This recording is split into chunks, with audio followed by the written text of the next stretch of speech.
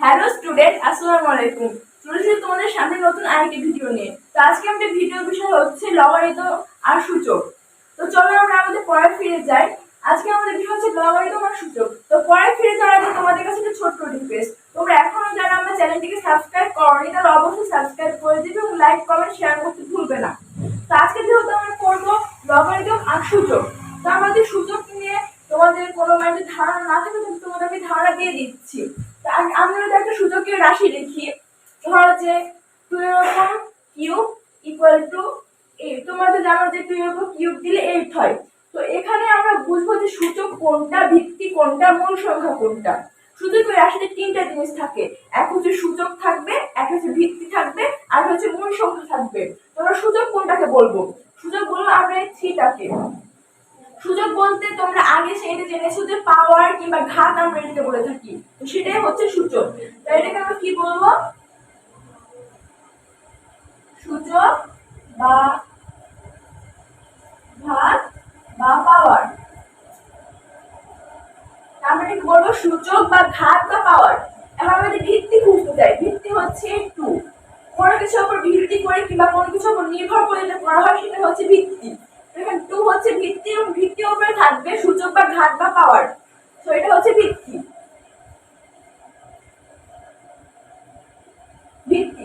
আর এই যে ডান পাশে যে সংখ্যাটা থাকবে, ডান পাশের সংখ্যাটা হচ্ছে মূল সংখ্যা।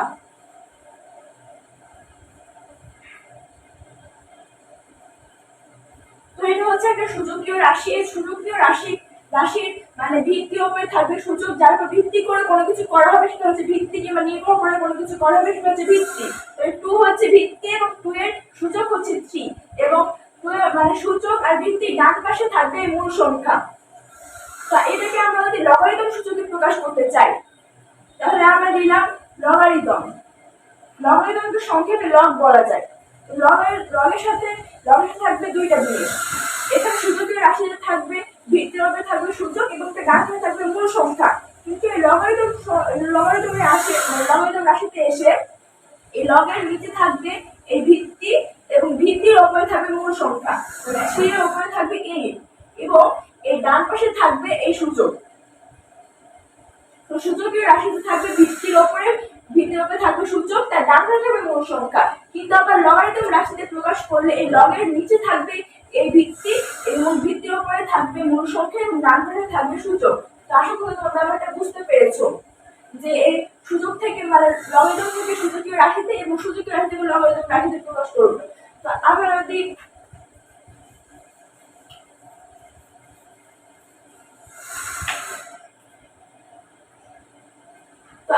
আরেকটা লগারিদম রাশি লিখি,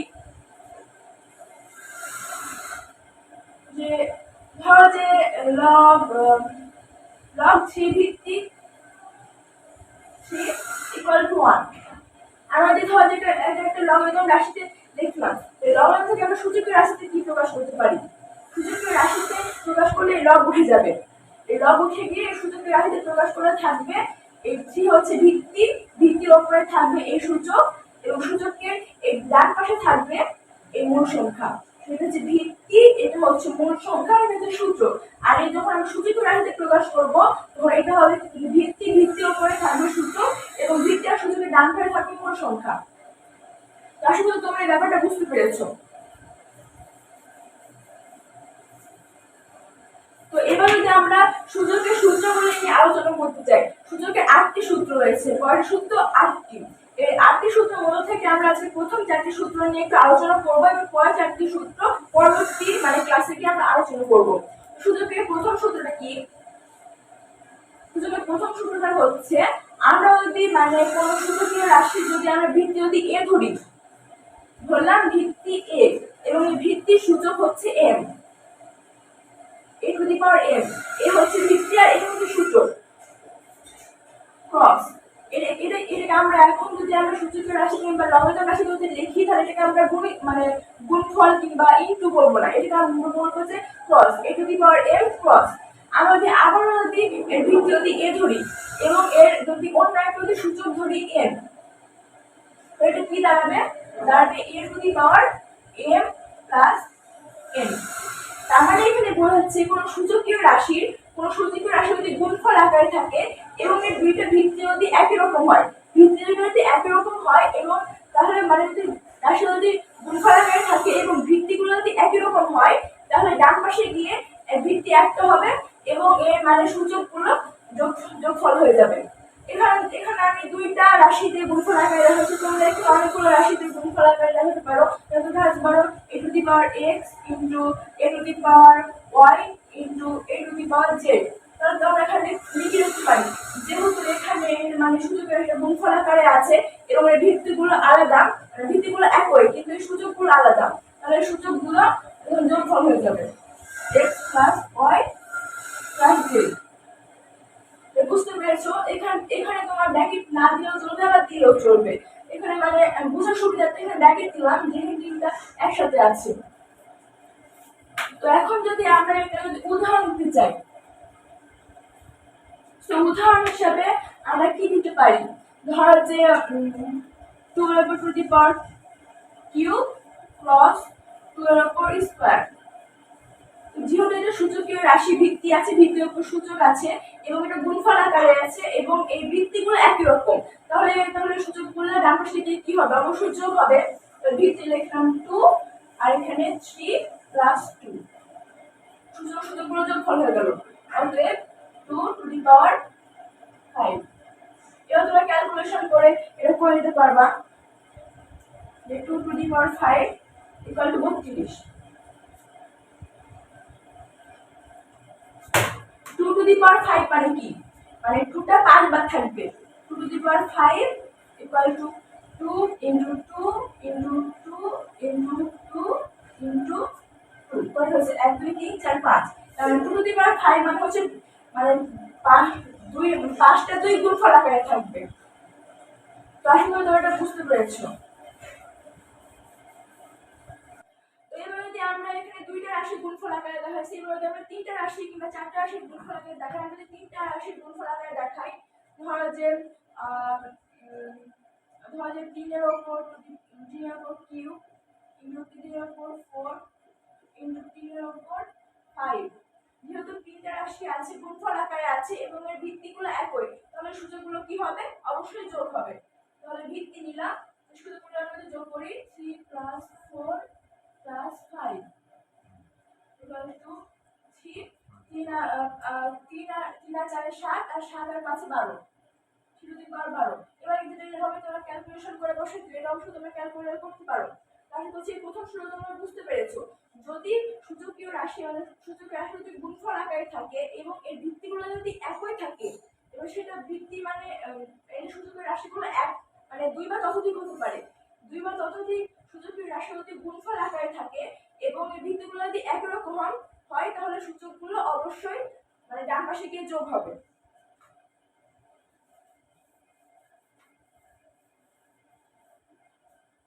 এখন যদি আমরা 2 নম্বর সূত্র দেখতে চাই, তো 2 নম্বর সূত্র হচ্ছে আমরা যদি আবারও যদি ভিত্তিকে a ধরি, ভিত্তি a এবং এর ভিত্তির সূচক হচ্ছে m, a to the power m divided by a to the power n।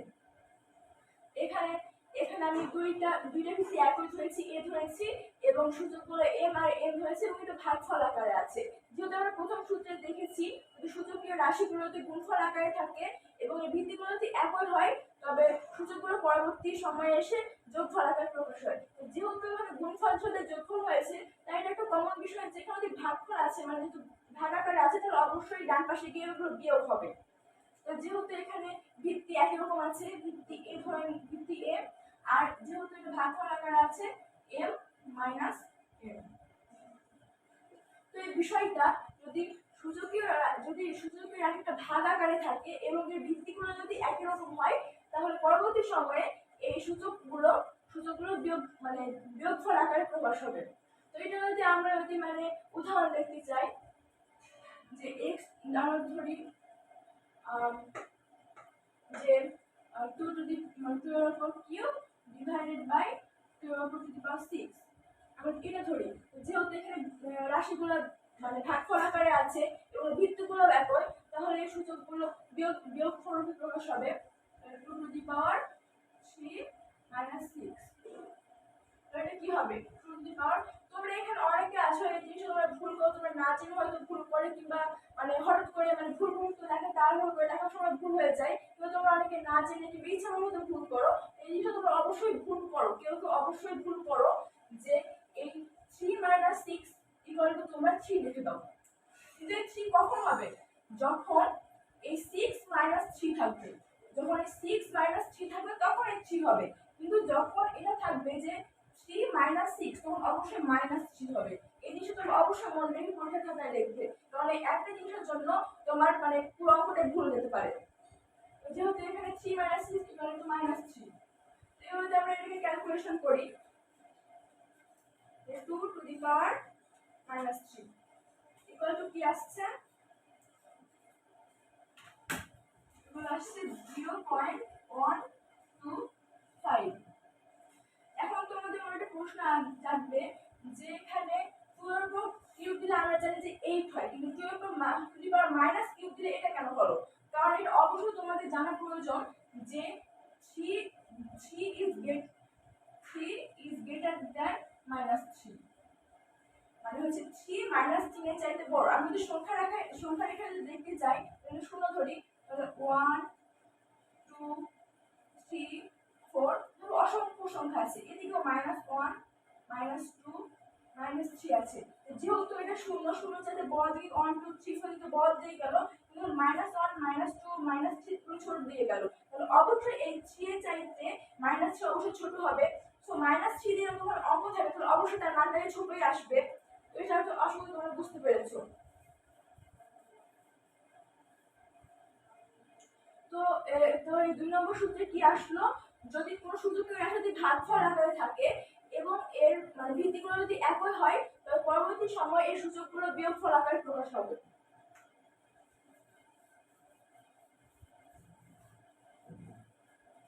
তাহলে এবার যদি আমরা সূচকের 3 নম্বর সূত্র দেখতে চাই, 3 নম্বর সূত্রটি হচ্ছে এমন, যার মধ্যে কোনো কিছু মানে ভিত্তি যদি x আর y ধরি, দুইটা ভিত্তি ধরি x y, এবং এর উপরে যদি দুইটার উপরে যদি আমি যদি সূচক n দিই, তাহলে এটা কি আকারে প্রকাশ হবে? x to the power n into y to the power n। এটা তোমরা অনেকে জানো, এটা তোমরা আগেও পড়েছো যে মানে দুইটা সংখ্যার উপর যদি ব্র্যাকেট দিয়ে ঘিরে ওপর যদি মানে যদি পাওয়ার থাকে, তাহলে সেই দুইটার যে পাওয়ারটা সেই দুইটা সংখ্যারই, যেমন একটি সংখ্যা হবে না, দুইটা সংখ্যারই উপর এভাবে পাওয়ার বসবে। তো এটা যদি আমরা ইয়া করি, উদাহরণ দিই, ধরো যে 2 × 5 কিউব ইকুয়াল টু, তোমরা এখন বলবে যে এখানে x y এর মধ্যে এখানে গুণ আমি গুণ দিইনি, কিন্তু এখানে আবার গুণ চিহ্ন দিয়েছি, ক্রস দিয়েছি, কিন্তু তার কারণটা হচ্ছে যে x গুণিত y, x গুণিত y লিখলে আবার x y ঘুরে আসে, বুঝতে পেরেছো? কিন্তু এটাকে আমি তুমি যদি 2 × 5 লেখো তাহলে কিন্তু আবার 2 5 ফিরে আসবে না। কিন্তু তোমরা এটা এভাবে লিখতে পারো যে 2 × 5, এখানে যে ফুল স্টপ কিংবা মানে দশমিক তোমরা যে বলো যে একটা 4 থাকে, এটাকে আমরা বলতে পারি ইনটু, সেখানে আমরা এটাকে ইনটু বলতে পারি। তো আমরা এখানে যদি 2 × 5 যদি আমরা এভাবে লিখতে পারি 2 × 5, আর যদি কিউব দিই তাহলে আসছে, তাহলে 2 এর উপর কিউব গুণিত 5 এর উপর কিউব, গুণিত বা ইনটু তোমরা যেটা দিবে সেটাই হবে। তো 2 এর উপর কিউব দিলে কত হয়? 8, আর 5 এর উপর কিউব দিলে 25, 25 না 125 সম্ভবত, 125 তো হওয়ার কথা, 5 × 125, ঠিক আছে যে 125। তো এখন যদি এইটার 125 গুণ করলে হবে সেটাই, তোমরা এটাকে আবার এটাও লিখতে পারো, যেটা আসলে 2 × 5 এরপর কিউব দিলে তখন এটাকে আবার মানে যেহেতু এখানে দুটো গুণফল আকারে আছে, গুণফল আকারে দুটো উপর ব্র্যাকেটে তার উপর যে একটা আছে, যে পাওয়ারটা আছে, সেই পাওয়ারটা এই দুইটাই, এখানে এখানে মানে সেটা ভাগ হবে না যে এখানে দুই, এখানে এই কিউবটা 2 এর উপর কিংবা 5 এরকম কোনো ভাগ হবে না, এই তিনটা 2 আর 5 দুজনের উপর হবে, এবং অপরপাশে কি এটা গুণ আকারে হবে, 25 উপর কিউব হবে না, 2 এর উপর কিউব গুণিত 5 এর উপর কিউব। তো আশা করি তোমরা এটা বুঝতে পেরেছো। এখন তোমরা বলবে যে যে এক্স ওয়াই আছে, এখানে আমি দুই রকম ভিত্তি নিয়েছি, এক্স আর ওয়াই কিন্তু একরকম না। যদি থাকতো এক্স ইন্টু এক্স সেটা হতো একরকম, এখানে আছে এক্স ওয়াই দুই রকম। তোমরা এখানে একরকম ভিত্তি নিতে পারো, যেমন ধরো যে 5 গুণিত 5, তারপর তুমি যদি স্কোয়ার দাও, তাহলে তোমরা এখানে বলবে যে 5 এর উপর স্কোয়ার ইন্টু 5 এর উপর স্কোয়ার, 25 ইন্টু 25। তারপর এটা ক্যালকুলেশন করে আসবে, ক্যালকুলেশন করে আসবে 625। তোমাদের বিষয় না হলে তোমার ক্যালকুলেটর দেখে নিতে পারো। তো এখানে আমরা আরেকটা জিনিস দেখতে পারি, যেহেতু 5 এর 5 25, 5 এর 5 25, এটা একটু গুণ করে আমি আবার স্কোয়ার দিতে পারি। 5 এর 5 25 স্কোয়ার দিলে আবার কিন্তু এই মানে 6 to 5 হয়। তাহলে তোমরা বুঝতে পেরেছো যে কোনো দুইটি ভিত্তি যদি মানে ভিত্তি একরকম হতে পারে কিংবা আলাদা হতে পারে, দুটি ভিত্তি যদি গুণফল হয়ে থাকে এবং তাদের দুটার মানে ব্র্যাকেট দিয়ে তার যদি পাওয়ার থাকে, তাহলে সেই পাওয়ারটা এই দুইটা ভিত্তি হয়।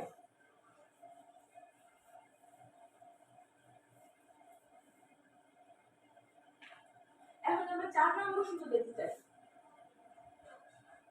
4 নম্বর সূত্রটাই ঠিক কিছুটা এরকম, কিন্তু শুধু একটু তফাৎ রয়েছে, যে আমরা যদি করি x ডিভাইডেড বাই y, তারপর যদি টু দি পাওয়ার n দিই, তাহলে কি দাঁড়াবে যে x to the power n divided by y to the power n। 3 নম্বর সূত্র ছিল x y গুণ আকারে ছিল, কিন্তু এখানে x আর y ভাগ আকারে থাকবে, এভাবে থাকবে, এভাবে থাকবে। তো তারপর আমরা যেটা যদি মানে যদি আমরা এটা করতে চাই, যদি উদাহরণ দিতে চাই, তাহলে ধরো যে 3 ডিভাইডেড বাই 9, তারপরে যদি পাওয়ার যদি কিউব দিই, তাহলে কি আসলো, 3 এর উপর কিউব 9 এর উপর কিউব। তারপরে ক্যালকুলেশন আসবে, সেটা তোমরা জানো যে এটার উপর কিউব দিলে, এটার উপর 9 এর উপর কিউব দিলে জানো ভাগ করে বের করে দেওয়া হবে। এই জিনিসটা হচ্ছে মেন, যে মানে এই দুটো জিনিস ভাগ আকারে আছে, এই দুইটা জিনিসের উপর এই মানে এই পাওয়ারটা আসবে, কিন্তু একটা জিনিসের উপর আসবে না, এই কথাটা মনে রাখবে।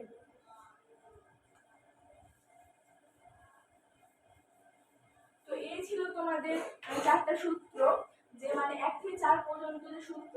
তো তোমাদের তারা এবং তারপরে যে 4টা সূত্র আসলে তোমাদের পরের ভিডিও দাঁড়াবো। তার আগে তোমাদের কাছে একটা মানে তোমাদের একটা জিনিস বুঝিয়ে দিই, যে যে সূচকের যে আমরা যে ভিত্তিটা ধরেছি, ভিত্তিকে যদি আমি ধরে যে বি, ভিত্তিকে ধরতে আমরা বি ধরলাম, এই ভিত্তি কখনো 0 হবে না, ভিত্তি ইজ নট ইকুয়াল 0। আবার এই ভিত্তি বি, ভিত্তি ইজ নট ইকুয়াল 1। আবার এই ভিত্তি বি ইজ নট ইকুয়াল ঋণাত্মক সংখ্যা, ঋণাত্মক বা মাইনাস। তাহলে কি বোঝাচ্ছে যে মানে ভিত্তি কখনো 0 হবে না, ভিত্তি কখনো অন হবে না, ভিত্তি কখনো মাইনাস হবে না। বুঝছো? তো মাইনাস ব্যাপারে একটা ওর আলাদা একটা আছে, আলাদা একটা কথা আছে, সেটা তোমাদের আমরা পড়া শেখাচ্ছি। কিন্তু তাহলে কি দাঁড়ালো যে বি ইজ গ্রেটার দ্যান 1, মানে অনেক চাইতে বড় হবে, শূন্য হবে না, সে ঋণাত্মক দিকে যাবে না, অন হবে। এখানে তোমাদের যখন প্রশ্ন আসবে যে কেন 0 হবে না কিংবা অন হবে না কিংবা মাইনাস অন হবে না, মাইনাস ওয়ানের দিকে গেলে এর সাথে কি কথা আছে, সেটা তোমাদের মনে অবশ্যই প্রশ্ন চাইবে। তোমরা দেখো যে মানে বি সমান যদি আমি 0 ধরি, বি সমান 0 ধরি, তাহলে আমি মানে ভিত্তি ধরলাম 0, তো আমি ধরো যে 0 করে দিলাম স্কোয়ার, 0 উপর স্কোয়ার দিলে 0 আসে, এটা তো তোমরা শিওর, এটা তোমরা নিশ্চিত যে 0 উপর স্কোয়ার দিলে 0 আসে। আবার যদি আমি লগারিদম রাশিতে প্রকাশ করি, তাহলে লগ এই 0 হচ্ছে ভিত্তি এবং এর মূল সংখ্যা হচ্ছে 0 ইকুয়াল টু 2। আমি আরেকটা তোমাদের সূচকীয় রাশি দেখতে চাই, যে 0 উপর কিউব দিলেও কিন্তু 0 হয়, এরও জানো যে 0 উপর কিউব দিলে 0 হয়, ইকুয়াল টু লগ এই ভিত্তি হচ্ছে 0 এবং এর মূল সংখ্যা হচ্ছে 0 ইকুয়াল টু 3। তাহলে দেখো যে এখানে যে লগ 0 ভিত্তিক 0 এবং এখানে যে লগ 0 ভিত্তিক 0, এই দুটো কিন্তু সমান, এই দুটো কিন্তু সমান। তাহলে আমরা তো অবশ্যই এটা বলতে পারি যে 2 ইকুয়াল টু 3। এরকম তোমার মানবা যে 2 সমান 3। তুমি যদি এটা কাউকে বলে যে 2 সমান 3, তাহলে তোমাকে অবশ্যই এটা পাগল করবে। তাহলে তো অবশ্যই বুঝতে পারছো যে বি এর ভিত্তি কেন 0 হবে না। তখন তোমাকে কেউ যদি বলে যে বি এর ভিত্তি কেন 0 হবে না, তখন বলে যে দেখেন কেন হবে না, তুমি দেখাইতে পারবা। এখন যদি আসি আমরা যে বি এর কেন অন হবে না, তাহলে আমরা অন ধরি, ভিতরে যদি অন ধরি, ধরো যে অনের উপর two the power 5 equal two 1, অনের উপর টু দি পাওয়ার 5 দিলে কিন্তু 1 আসে। এটাকে আমরা লগারিদম রাশিতে প্রকাশ করি, log অন ভিত্তিক 1 ইকুয়াল টু 5। এখানে আরেকটা যদি আমি সূচকের রাশি দিই যে 1 two the power 525 equal to কিন্তু 1 হয়, অনেক 5 দিলেও 1 হয়, অনেক 525 দিলেও কিন্তু 1 হয়। এটাকে আমরা যদি সূচকের রাশি প্রকাশ লগারিদম রাশিতে প্রকাশ করি, log অন ভিত্তিক 1 ইকুয়াল টু 525। তাহলে কি দাঁড়ালো, এই যে এই log অন ভিত্তিক 1 আর এই log অন ভিত্তিক 1 যেহেতু দুটো পরস্পর সমান, তাহলে আমরা এটা লিখতে পারি যে 5 সমান 525। তো এটা আমরা বলতে পারি যে 5 সমান 525। তুমি এটা কোনো বিশ্বাস করবে? করবে না তো। তাই তাই এই জন্যই মানে ভিত্তি অন হবে না।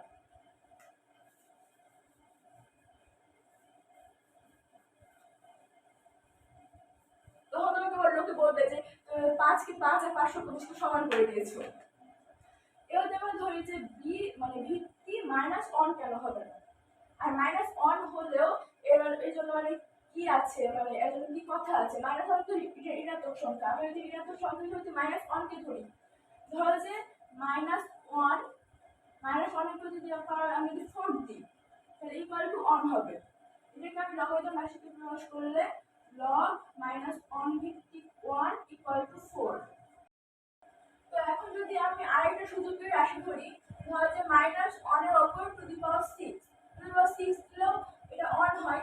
এটাকে আবার লগারিদম রাশিতে প্রকাশ করলে log অন মাইনাস অন ভিত্তিক 1 ইকুয়াল টু 6। তো যেহেতু এই log মাইনাস অন ভিত্তিক 1 আর এই log মাইনাস অন ভিত্তিক 1 সমান, তাহলে লিখতে পারি যে 4 ইকুয়াল টু 6। দুটো কখনোই হবে না, সেহেতু এই বীর ভিত্তি মাইনাস অন হতে পারে না, মানে ঋণাত্মক হতে পারে না।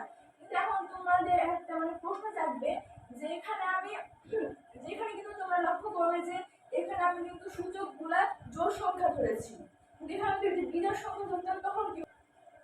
তখন এবার যদি আমরা এখানে যদি আমরা ভিত্তি মাইনাস অন ধরে আগেটাতে আমি মানে এখানে যে সূচকটা এটা আমি জোড় ধরেছিলাম, এবার যদি আমরা যদি বিজোড় ধরি তাহলে এখানে আসবে তাহলে minus on two the power 5। তো যেহেতু বিয়ের ভিত্তিক কেন মাইনাস ওয়ান হবে না সেটা তোমাকে আমি দেখালাম। তো আমরা বুঝতে পেরেছি যে সূচক মানে সূচকের রাশিতে ভিত্তিতে তিনটে নিয়ম মেনে চলে, যে ভিত্তি কখনো 0 হবে না, ভিত্তি কখনো 1 হবে না, এবং ভিত্তি কখনো ঋণাত্মক সংখ্যা হবে না। অতএব মানে ভিত্তিটা হবে মানে 1 বাদে সকল মানে ধনাত্মক পূর্ণ সংখ্যা, মানে 1 এর উপরে যেসব সংখ্যা আছে 2 3 4 এইসব সংখ্যা হবে এই ভিত্তিটা। তো আশা করছি তোমরা ব্যাপারটা বুঝতে পেরেছো যে লগারিদম থেকে সূচকের রাশি প্রকাশ এবং সূচকের রাশি থেকে লগারিদম রাশি প্রকাশ তোমাদের আমি বুঝাইছি এবং আশা করি তোমরা বুঝতে পেরেছো। এবং এই সূচকের রাশির সূত্রগুলো তোমাদের চারটা দেখালাম, সেটাও আশা করি তোমরা বুঝতে পেরেছো। এবং পরবর্তী ধাপে যে মানে চারটা সূচকীয় রাশির সূত্র আছে সেটা তোমরা পরের ক্লাসে আলোচনা করবো। তো আজকের ক্লাস এই পর্যন্তই। তোমরা এখনো যারা ভিডিওতে আবার বলছি যারা সাবস্ক্রাইব করো তারা অবশ্যই সাবস্ক্রাইব করে দেবে।